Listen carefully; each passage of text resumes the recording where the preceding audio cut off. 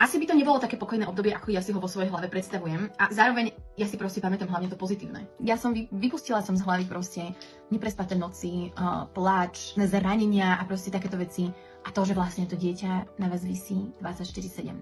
Proste moja hlava ignoruje, že to tak je. A som strašne rada, že moja najlepšia kamoška má teraz malé dieťa, pri ktorom ja ako keby znovu zažívam trošku, aké to je.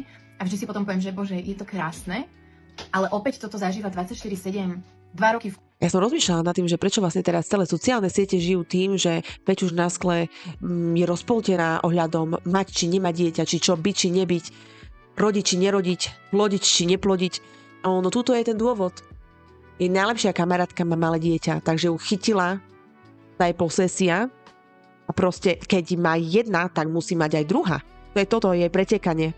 Ako sa preteká so spolužiakmi v škole, kto bude prvá vydatá, alebo kto bude prvý ženatý, kto bude mať prvý deti, tak túto to máme. A najlepšia kamarátka dieťa? Super, tak ideme plodiť aj my. V kuse a potom ešte ďalšie 2 roky nie až tak v kuse. Je to také, že mi to pripomenie tú realitu. Úplný hlavný dôvod, prečo som sa vlastne rozhodla nepušovať túto moju potrebu na zvyšok mojej rodiny, je ten, že môj manžel jednoducho tretie dieťa nechce. Ja keď som... Čo ona nepušuje? Že ona to pušuje naprieč celým internetom. Každý vie, že ona chce dieťa, ináč akože hlavný dôvod môj manžel tretie dieťa nechce. Čo si blázon?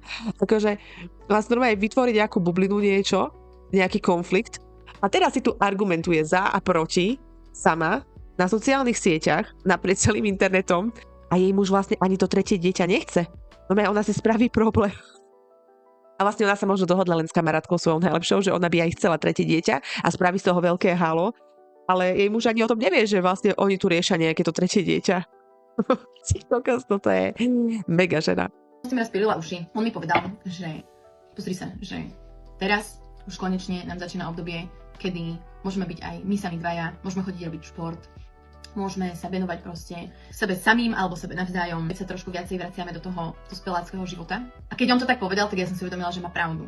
A že by bolo strašne nefér ho o to obrať, keď je to niečo, z čoho on sa tak teší a po čom túži, versus ako veľmi nechce proste to tretie dieťa. Že bolo by veľmi, veľmi selfish, keby ja som ďalej pušovala to, že chcem to tretie dieťa. Niekedy to, čo vy vnútri cítite, že chcete, je jedna vec, ale tie objektívne okolnosti a branie ohľadu na ľudí, ktorých sa to rovnako týka ako vás, nie sú na rovnakej priečke. Proste mať dieťa nie je rozhodnutie jedného človeka a nie je to ani práca pre jedného človeka.